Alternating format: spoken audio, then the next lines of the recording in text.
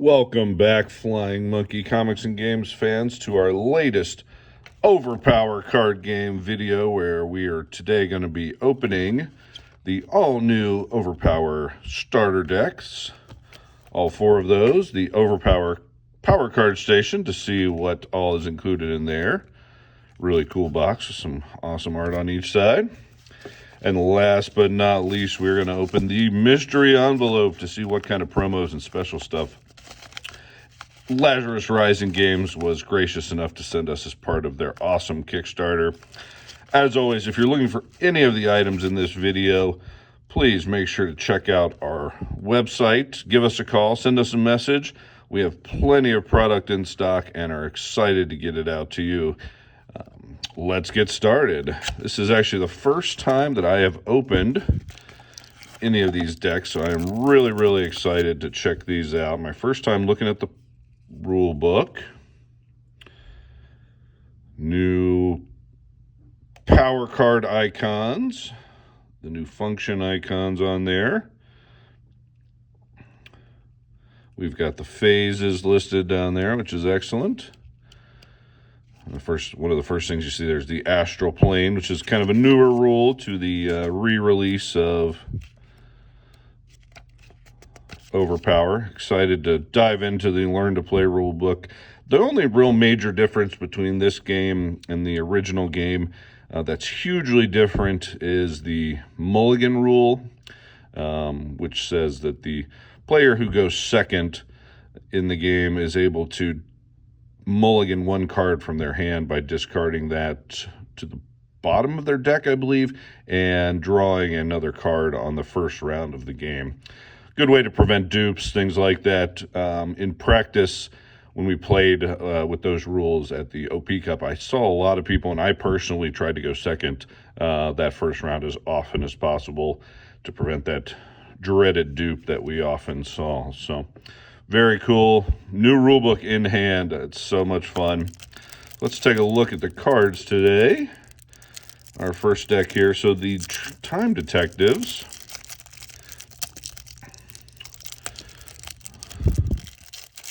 As I struggle to open the package. Nope, the package was actually relatively easy to open there. Backs of the cards. Very cool design. Fronts of the cards. So our first character hero that we're going to be looking at is Joan of Arc. Beautiful art. Strong intelligence character. Not one of the ones that I'm that excited about. She's got some interesting cards that work with like other female characters and things like that. Okay, and interesting. 3 specials in the starter. We got Sherlock Holmes, number 2. Another 8 intelligence. It looks like this is going to be an intelligence deck. I noticed that the energy numbers are very similar on the first 2 heroes, and the combat numbers are first 2. So I'm assuming that's going to mean that the power pack is going to have some 5 combats in it, some 8 and 7s and 8s in intelligence. Sherlock Holmes I am very excited to build. I like his specials. I like intelligence. I am unfortunately not real happy that one of the main events that they made is an intelligence nerf, but I think they may have seen that the intelligence characters were very strong in this first set, so maybe they felt like they needed to put the brakes on them just a little bit. Time Traveler is our third hero here today. May play level 7 and 8 intelligence power cards defensively. So again, fits that intelligence theme. Might mean we see a little higher energy card in that power pack, but we'll see here in a few seconds. Time Traveler, another character that I think is kind of interesting with some cool abilities. I don't think it was one that I was super excited to build with, but as a cool part of the story, I was excited when they originally announced they were going to try to do a comic book, and the comic book was going to have feature the time traveler and kind of explain why everything exists in this new Overpower universe, but that didn't exactly happen. Victory Harbin, it looks like, might be our reserve character. I didn't actually add up the points, but she's an interesting one because her inherent ability says that she is threat level 20 if she starts the game in reserve, which matches her combat grid, or her grids, her statistics grids, but not her threat level if she starts in the front. And I am assuming you're supposed to be your reserve character since she has two specials that can be played from reserve. So very interesting. Here's our mission objectives. Here's the Warlord of Mars mission set. God, man, look at that art. I love every piece of the Warlord of Mars art in this game. It is. I'm gonna go through it again. It's so beautiful. Joe Jusko is a legend. Warlord of Mars. John Carter, Warlord of Mars, is a legend. Come on into the comments. Tell me what you think about the Disney movie Warlord of Mars. I actually really initially didn't love it, but as I've gone back and watched it over and over again, I do find it's a very interesting and fun movie to watch. Really enjoy the comic series from Marvel back in the 80s, and was even very excited to win a very early appearance of John Carter of Mars at the OP Cup. At the Tournament for the Rest of Us earlier this year, which I was able to pick up on the Saturday afternoon after scrubbing out of the big event of Champ of Champs here in town. So events, very critical part of your deck building.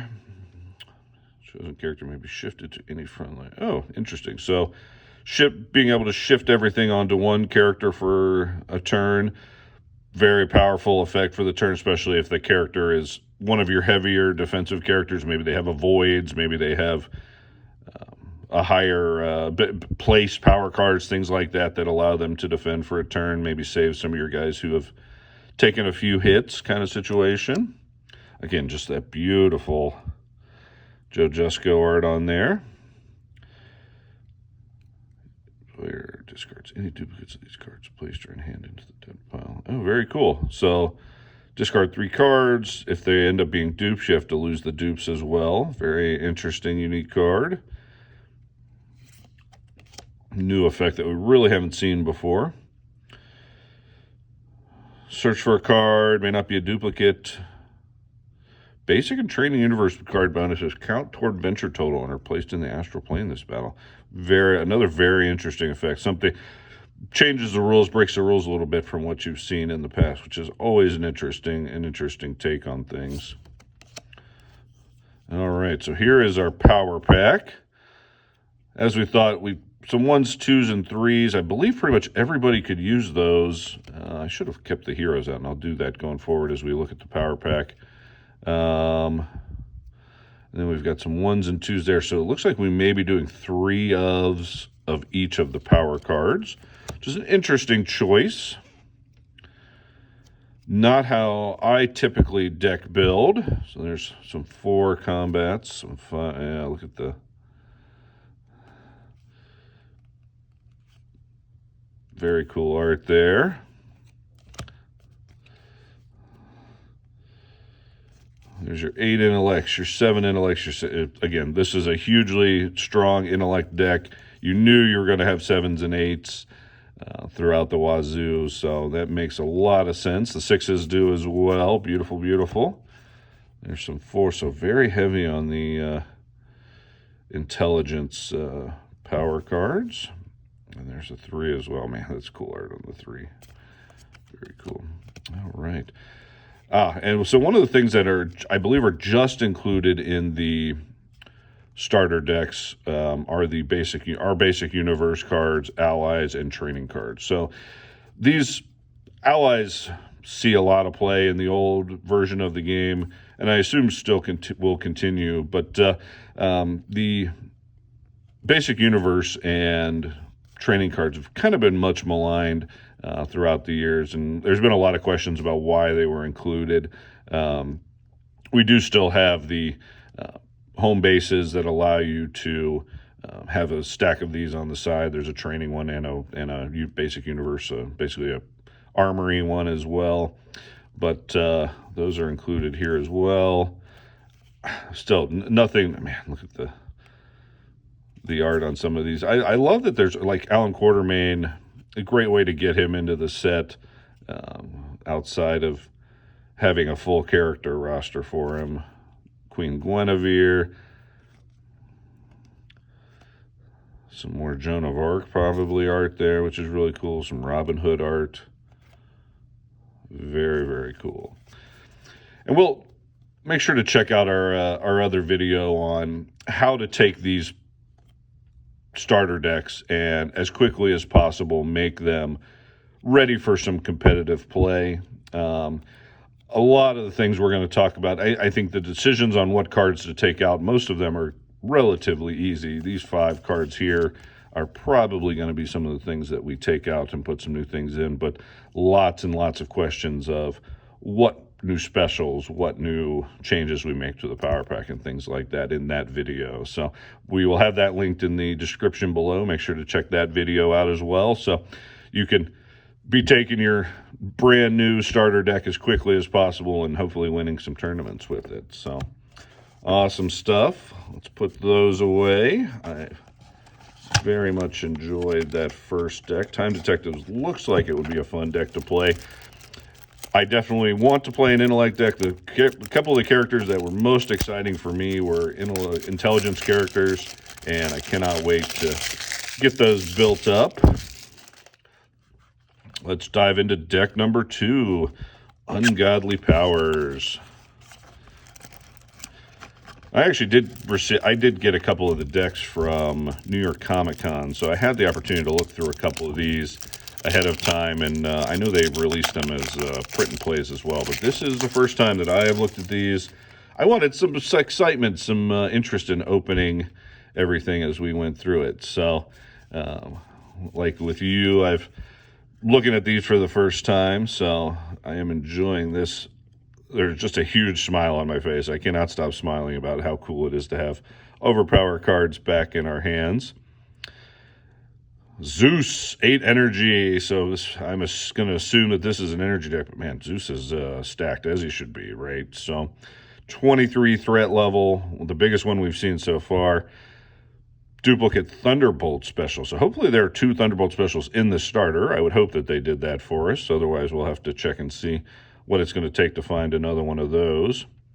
And we did kind of want to leave out the heroes this time. So let's scoot that over there. We're going to leave our heroes out here so we can look at the power pack a little bit. Jealous God, Banishment. There's only 1 Thunderbolt, which is kind of silly. So first thing you're doing is going to find yourself another Thunderbolt, maybe actually 2 Thunderbolts, because it's actually a pretty strong card as well. Big 9 attack. Zeus and Zeus's teammates may not defend Zeus, so special cards for the remainder of the game. Not that big a deal. Sometimes you just have to make sure you're playing it at the right time. A lot of these big attacks like this, like the old 11s and 12s and things like that, were designed to be the last attack you throw in a turn anyway. So save that and throw it late in the turn. You're in great shape. Next up, Wicked Witch. One of the more highly anticipated cards. I've heard so many things about how good she is, how good her specials are. Again, another big bomb, 8 energy there. Very cool stuff. She has some very cool specials that we really like. The art is very cool. Almost makes me want to go watch that recent film that they made about these characters, but definitely not paying for seeing it in the theater just yet. So I will have those silver shoes. Oh, very cool. An Angry Mob included. That's an interesting inclusion as one of our other front line. It does make sense with Zeus being so expensive. We were going to have to go down and get some of the lower threat level characters to make the deck work. And obviously, the angry mob from the Middle Ages is most likely going to be afraid of gods and things like that, since they may not have had quite the education and information level that folks these days have. So a little lower energy stat there, decent sized brute force stat. The 25 hits to cumulative KOs a very interesting aspect of all the angry mobs, I believe, but may make sense with the being a big bunch of cluster of people, so that's very interesting as well. And it looks like we have the typical angry mob specials, which I believe all of the angry mobs can use these abilities. And then the Middle Ages has its own 1 per deck, 7 multi. Target player may not play specials. Target character may not play specials. Very cool. And there's our good friend Deja Thoris. Man, I love the Deja Thoris art. So much fun. Again, low threat, one of the lower threat level characters. You got to find a way to fit those in because you're running that Zeus guy at the 23. So again, nice energy stat, nice combat stat for her. She definitely has nothing she can play from reserve, but she does have a big lockout, basically. Deja or teammate may avoid 1 attack, and opponent's turn immediately ends, which is a very interesting card. Obviously, if she's being played from reserve, we're going to place this on her until she can get up to the front and play and battle and have that ability for us. I don't think she can play it. Nope, doesn't look like she can play it from reserve or anything like that. Warriors from Across Time mission set. Kind of the overarching story, I feel like, of the Time Wars Rise of the Gods. Maybe some of the overarching story of the game as it was kind of put together. So the new release version. Very cool stuff.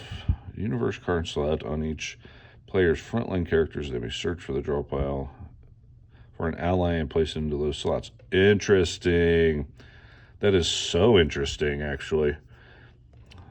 I know allies are, again, allies, as we'll talk about when we get to the universe cards back here in the back, but allies sometimes can be, it's very hot discussion whether allies are good, allies are not good. Can you imagine hitting this first turn, all of your universe slots filled up with 3 or 4 allies from your deck? That is a huge, that's like a draw 4, basically. And then you're just waiting to see if you can hit enough special cards to play all of those allies. Very cool card. I like that one a lot, actually. That may be something I'm feeling building around. Sort through your opponent's power pack. Discard up to 5 cards of your choice into dead pile. Reshuffle power pack. Wow, very powerful effect. Early game doesn't do much at all. Late game, right before you're heading into power pack, or if you're in the power pack, somebody's in the power pack when this happens, you're able to clear out their 8s, clear out a chunk of their 7s. Very, very powerful effect. Probably means if you hit this in the late game, you're set up to do really well if both players get to power pack. So, heroes we need in this battle. Players ignore any power type requirements when making teamwork card attacks and follow-up attacks for those teamwork cards. Very cool. I wonder if that means we'll have teamworks in this one. That would be very cool. All right, so let's take a look at our power packs. So we've got 1 fightings and 1 and 2 fightings, and I'm sorry, 1 and 2 combats, and some 1 and 2 intellects. So yeah, everybody can say, this is not how I like to build. This is definitely not how I like to build power packs. So very, very interesting. The issue I have is that these two intelligences are not usable by the angry mob. If somebody happens to leave your angry mob as the last character in the game, every 2 intelligence you draw is going to be a bad card that you can't use. So with these lower power cards, I'd really like to have them set up so that every character can use them. Would have been very easy to do it. I would say just let's do 2-1 intelligences. The 1s make sense. The 2s just don't make sense for me. Especially, I mean, you've got a couple of 5s up here. If you're going to make unplayable cards for somebody, they should be these 5s probably, because 2 of your characters can use them and might be able to use them to defend a 4 or something else like that. So very interesting choice there in the design. 3 combats are good, but see, here we roll into, again, the lower power cards. 4 combats not able to be used by Zeus or Wicked Witch. The 5s make a little bit more sense. The 4s are also okay. There's a lot of 4-level attacks still in the game. The 4s will block a lot of the teamworks and things like that as well. But 5s, I think, are a little bit that kind of that more swingy level where you want to have you'll be able to defend with these a little bit more often than you will with the 4s. So I would not normally build a deck with 4s in it that can't be used by pretty much everybody if it's possible, and you should be able to, right? Because you'll have enough. These decks also don't have multi-power cards, I notice, in them. So one of your multi-powers, I believe the game now has a 1 per deck, 3, 4, and 5 multi-powers available. You'll definitely want one of those as one of your power cards at this level so that it fits anything that anybody is able to use and is usable by everybody as well. So I do like the art on some of these still. That 3 combat is a very, very cool art. So we move into our strength, and again, this power pack's a little all over the place, really. It really is. And would really want some tweaking for me before I sat down and played a bunch of games with this deck. But Cthulhu art, beautiful. More Just Go art, beautiful. So Mr. Hyde looks like art, very, very cool. Meat of this deck, obviously, is an energy deck, so you're going to have some 8s. Man, 8's art is cool. Poseidon for 7s, very, very cool. Morgan Le Fay for the 6s, also very, very cool. And we get into our basic universe cards. We got the energy basic universes. So it looks like each deck's probably going to have I would assume is going to be a certain type of deck. It's going to have 3 basic universe cards, a couple of allies that are playable for each one. Very cool. And then some, yeah, so this one does have, okay, so yes, so this one does have a teamwork, which makes perfect sense. So energy, teamwork, and again, a 4 in this version of the game is going to be able to block a teamwork, the first attack of a teamwork. So maybe I do need to change my thought process a little bit on how we're building decks and how the power pack works, because that 4 now becomes a pretty viable defense if you're seeing an opponent that's playing a lot of teamworks out of their deck to stop that first attack from the teamwork there. So maybe we'll be a little tweak in our thought process as we get into playing some of the more modern Overpower. It's very, very cool stuff. Very, very interesting choices, I think, on the power pack, though. Those were that is not how I would have designed that power pack for sure. Lock that guy back up. All right, I'm saving the resistance deck for last. That's the one I'm most excited to see. I think that's going to be the one that's most interesting for my play style. Well, I'm most excited about playing Intelligence in the new game. I've always been a fan of fighting cards, fighting characters in the old game, so I'm excited to see what the fighting deck looks like as well. But this, I'm assuming, is the Brute Force Horror Menagerie deck, and it is. And maybe I shouldn't say that. Maybe I should be more excited about this one, because I am excited to play with the Headless Horseman. He looks like a super interesting card. And some of his cards are pretty horrific. Human Spine Whip. The Mark of the Headless being the big card for him that kind of kicks everything else off. I love the mechanic. Play the Mark of the Headless on somebody. That's who the Horseman's chasing, and all of his other specials are even better against that character.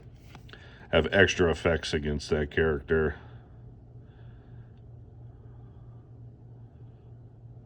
Yep, the Relentless Hessian gets your Mark of the Headless out of the deck and plays it immediately if you get it. So you're definitely wanting multiple copies of that Relentless Hessian. It also draws and reveals one card and you get to keep duplicates. So that means even if you've already got your Mark of the Headless out, this is still a pretty playable card in the game, right? So you're going to draw, and it's going to help spread your card pool out a little bit, prevent duplicates, but it's still a valuable card. You're drawing, revealing, it can keep duplicates, which is huge, which means you can play it first turn to see what your opponent's doing. Kind of if you're going first, let you know what their first couple actions might be, while not wasting a turn on your own, because you definitely are keeping that card that you're going to draw. So very, very cool stuff.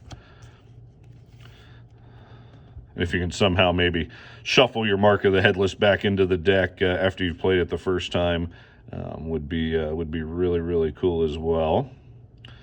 The Mummy must have a hit with an energy icon to be KO'd. That's what you do. You don't let somebody hit you with an energy icon. Just keep that Mummy out there forever. So just defend the energy attacks. Your opponent's probably also not going to attack you with anything but energy icons until they get one on there. But that's the tug and the pull of the game, which is a lot of fun. Avoid attack with power card, draw a card. We've seen that a lot. That's a great card. Pursuit. So this one's a little heavier on the specials than the previous decks have been, which is interesting. Makes sense with Headless Horseman. He requires a lot of specials. Oh, man, big boy. There's Cthulhu. Again, this is our brute force style deck, though Cthulhu definitely fits into an intelligence deck. Probably might be a good backup in an energy deck. You never know. But so him out there. Yep, there's an Avoid, the Big 11, the Cultists, as they are often known. And then our backup is Mina Harker. Very, very cool. Mina Harker. I've noticed a lot of the backup characters do not do a great job of backing up your power pack. So if one of your frontline characters gets knocked out, you are taking a hit as far as the power cards that you're able to play. So I'm sure that probably went into some of the decisions of the design of the power packs on these, but it's with the way the mix of the characters are right now, the point cost, the threat level cost of the characters, it seems like it may be tough to back up your higher value power cards once you've had a character get knocked out in the game, which is very interesting dynamic. A couple of very cool specials. Both can be played from reserve, I believe. Nope. Telepathic Connection can be played from reserve. And I think this is a reveal your hand. It's designed to work with the Especion home base as well, so that you can play it from reserve, knock cards out of their hand. It's a 1-for-1 that way, so you're not just looking at their revealed cards. I don't know if these do not have home bases in it, but it would be very easy to just slot that home base in with this deck, which would be very cool. Oh my gosh, look at that King of the Jungle mission objective featuring the Tarzan art. So, man, the art on the cards is just so beautiful. So beautiful. I've never been the biggest Tarzan fan. I'll tell you, the recent Tarzan movies are much worse than the John Carter movies, that's for darn sure. But, man, just absolutely beautiful, beautiful art on these. Any power icons become brute force icons for this battle. Oh, that's very cool. I don't know if this deck's probably not going to have the any powers, but that is a very, very interesting ability. I wonder if that affects cards that are on permanent records already, so that your any powers may end up resulting in Spectrum KOs. That would be a question I have to ask. That's interesting. Frontline character with the highest threat value is -2 to defense for this value. In the case of a tie, the opponent chooses a character on your team. So that, again, these work on both players, right? So each character picks a frontline character with the highest threat level, and they're -2 to defense for the battle. So that means that your highest threat level character is much easier to KO this level. And then if you have a tie, your opponent chooses which one of those guys is the target for the turn, probably. Very interesting event. Special cards that negate opponent's cards. Offensively may negate, oh wow, defensively and at no cost a spell. That might be a big one to see a lot of people. I know the lack of negating, the lessened amount of negates available in the game in the new modern version is big topic of conversation. This card makes some of the characters who have non-1 per deck offensive negates a little better for a turn, probably. So it makes those defenses a little... If you draw this in a turn where your opponent's trying to hit you with a couple of their big specials, it's probably a pretty nice option to have there. So now this one seems, again, to have a little bit different design to it. So you're obviously playing 1 combats, and because Cthulhu can use those, so this fits and works with every character. 2 combats do not work with every character, but they work with 3 of the 4. Intelligences work with everybody. There's your energy 3s. So I'm intrigued by that. Is there an energy 6? There's 1 energy 6. 5s and 4s. So everybody can use these 5s and 4s and 3s. So again, it feels like this power pack is definitely designed to work a lot more with every possible character. So everybody can use this. Everybody can use the Billy the Kid. Everybody can use the Mummy, which is interesting that the Mummy has a 6, but he is featured on the 5 energy, which is kind of strange. But there's your 6 energy as well. Everybody can use that, and then you get into your brute force power cards. That lets, again, everybody on your front line can use the 7s. Only Cthulhu can use the 8s. I mean, so personally, I'm not probably going to play 3 8s if only 1 character can use them. If Cthulhu gets knocked out, these are all dead in your power pack. These are all dead if you draw them later in the game.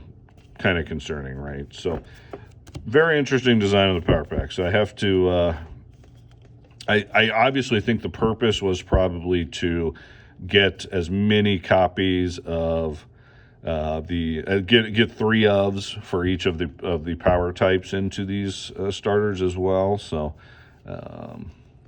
here's our standard set of basic universes, a couple of allies, intelligence, and the brute force ally, and then a couple of... Oh, look at the Arthur and Merlin. That's very cool. And some Cthulhu training the cultists. Very cool. I am very excited. I will talk a lot more about Headless Horseman in the future. Very excited about playing him, building decks with him. He is going to be... I think brute force is going to be very, very strong in the modern game to get started with. I think there's some really great characters for it. Cannot wait to build that deck. But last but not least, let's look at the Resistance, our fighting starter. 3 Musketeers on the front of the box there. Very exciting.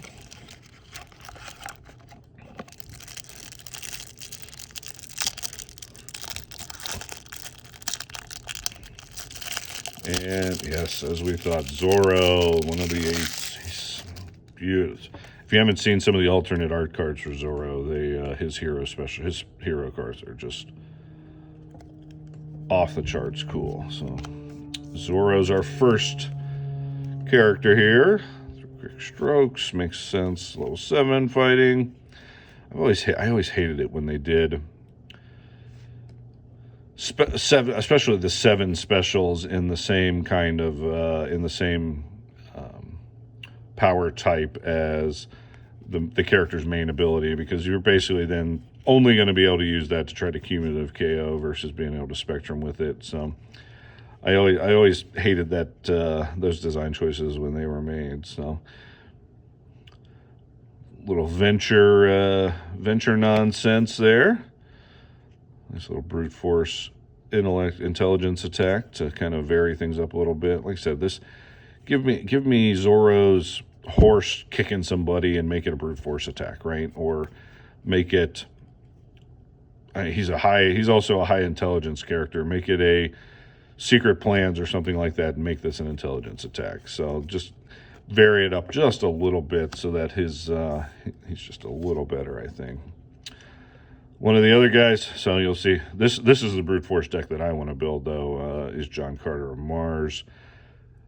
I'm not sure I knew that there was a restriction that you couldn't put 8s in if a character, but it makes sense since he has a card that allows him to become an 8 and things like that. And there's been characters that could bump their stats, and for certain turns bump their stats and things like that. So I've always found that I didn't realize, I'm not sure I knew that was a rule. So, but John Carter, very cool. Again, more of that beautiful Just Go art. We see it on our playmat. We see it here on the cards.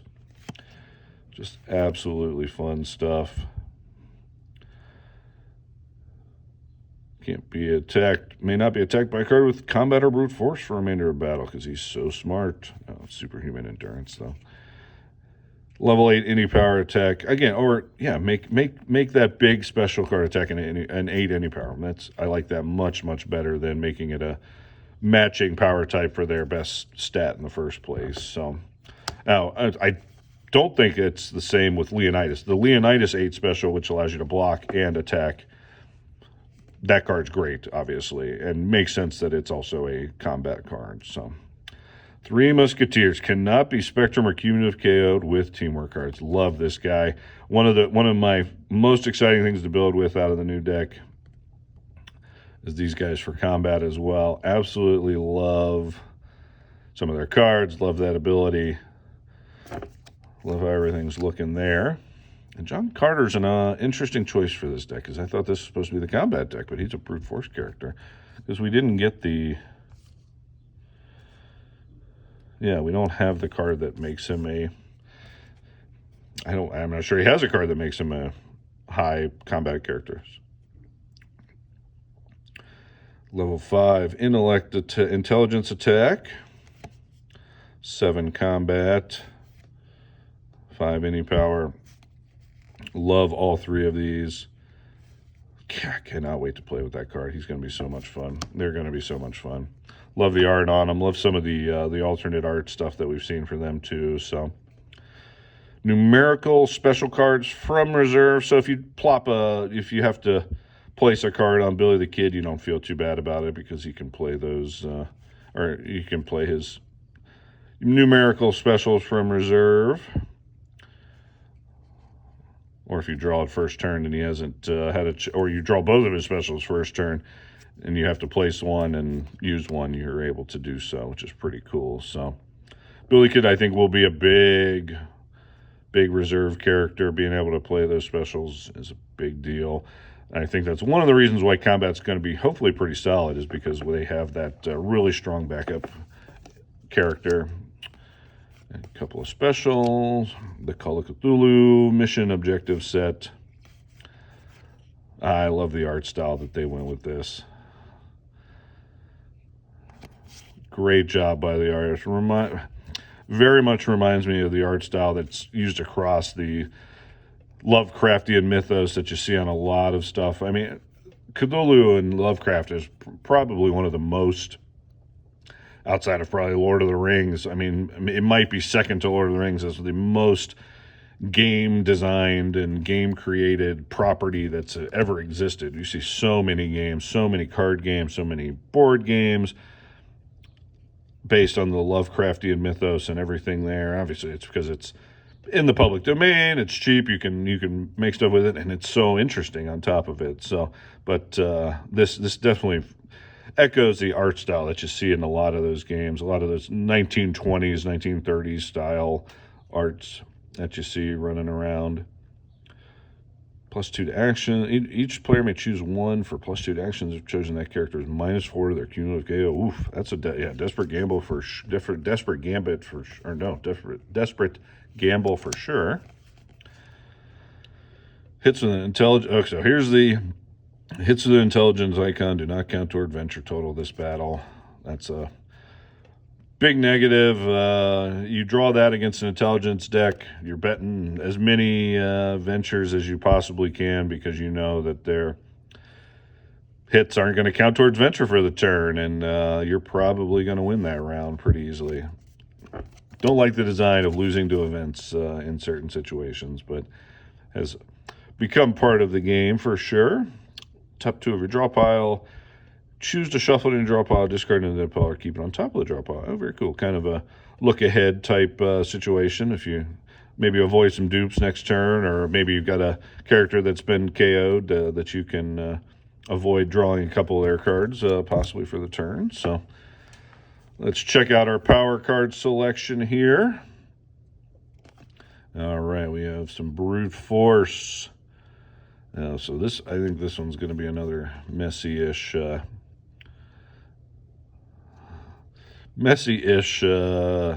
is going to be a kind of a messy power pack, looks like. But some 5s, some 4s. Again, the 5s are not usable by everybody, but then they do acknowledge that 1s, 2s, and 3s are usable by everybody in Brute Force.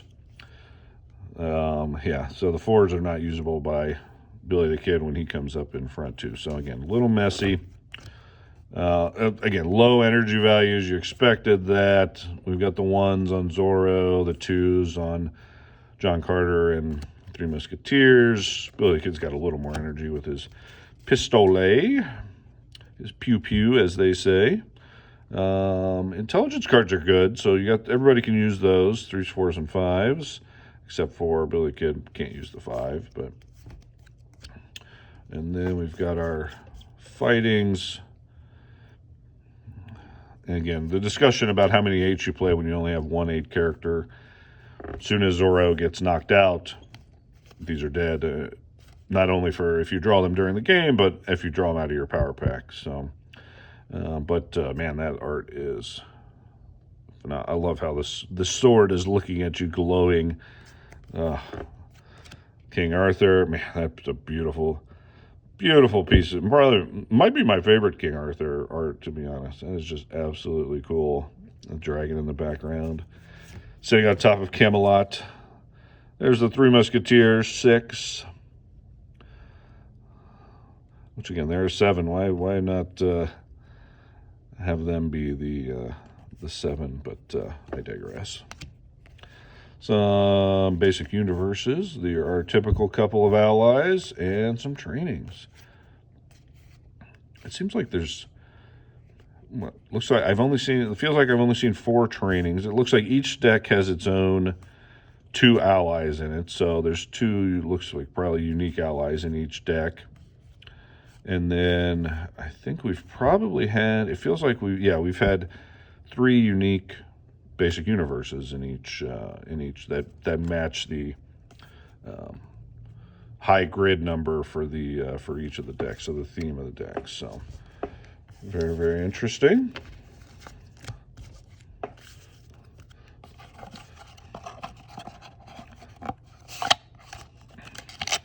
All right, last but not least, let's take a look at what's in our power card station. Actually, not last. We're going to do that yellow envelope too, right?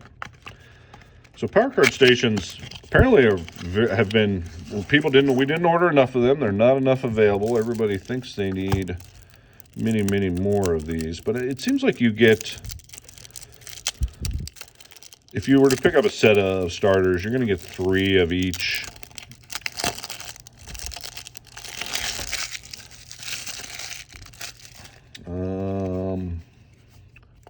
And then each of these is going to have 5. 1, 2, 3, 4, 5. 1, 2, 3, 4, 5.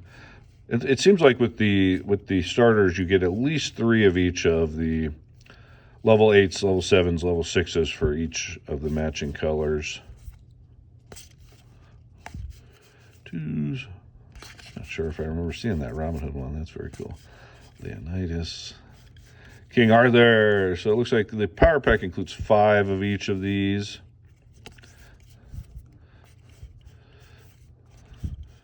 2s, yep, 1s. Man, look at the throwing off the little dudes there. It's great.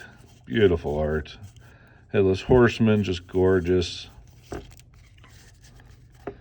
I'm pretty sure this isn't just all.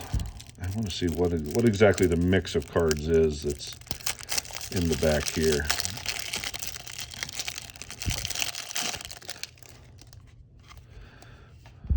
Fours, your threes. Man, Tarzan. Anubis twos. That Sheriff of Nottingham ones? I thought he had a high brute force. Moriarty. Count de Monte Cristo, which we didn't get to see today, but one of the characters I'm super excited to dive into.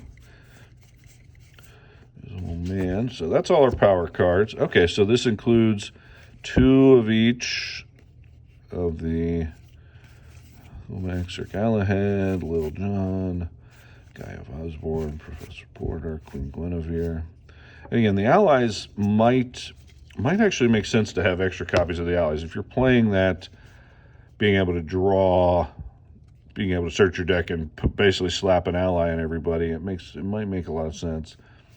And that's 1 extra set of the basic universes and 2 of each train. So I was right. Oh, there's 6 trainings. That makes sense. Okay, so there's 6 different trainings.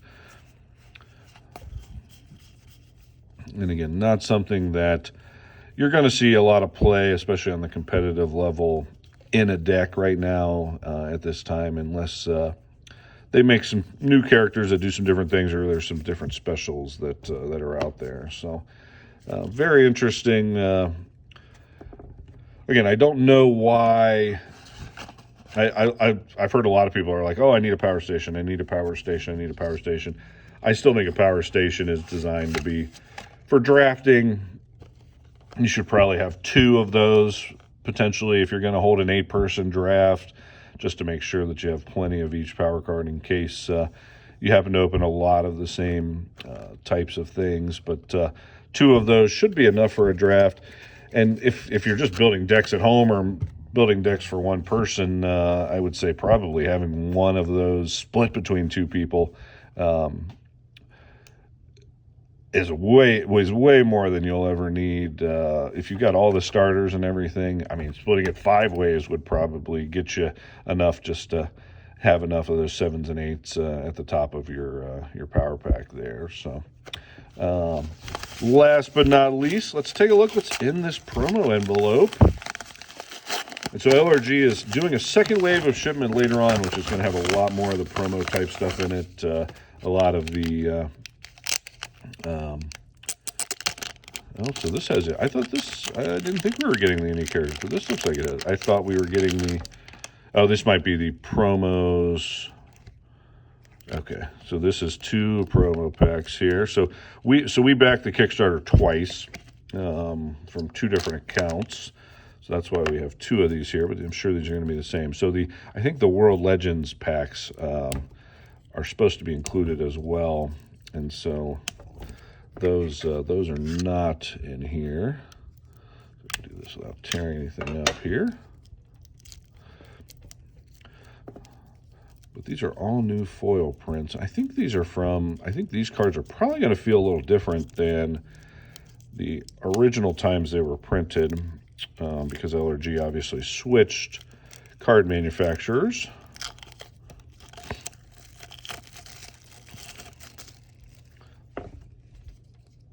So there's one of our foil indie characters there. Oh, dang there. Did I hit that? Did I do that with my cutter? Discard 5 cards from your draw pile into dead pile. Any character may remove 1 hit from their permanent reserve. Not a real popular one. +5 to venture. That one does see a little bit of play, I think. There's the Sekhmet training. 5 to use, +5 for any power. Top 5 cards of your deck. Choose a card, reveal it, and put it into your hand. May not be a duplicate. Oh, nice. There's 3 copies of the 6 any power and 1 copy of the 7 any power teamwork.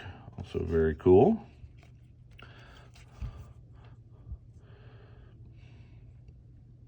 I'm not sure where they gave the Zeus promo out originally. I don't think I have that one, so that's very cool.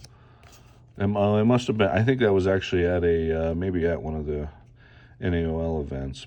I did get this. I think we got this at the OP Cup Event Horizon promo. The Loki special. Probably the weakest Cataclysm, in my opinion. I think with the Splashion, it's got the reveal effect to it. I still think you're taking pretty much any of the other ones first. Cool art, though. I like the art. The 2 multi-any home base. Very, very cool card. Oh, I love those. I cannot wait for these. Let's look at the back one first. Yes. All right. So, Hades, your infinite power. See reverse side for how the inherent ability works. This is the kind of reprint, the new version of... oh, I just noticed his name is backwards. I wonder if it's like that on the original print. That's kind of hilarious. So the name is mirrored, but then when you read it normally, oh, that's kind of hilarious. Works like the Beyonder did in the original game, mimicking the stats of the characters that you have in play.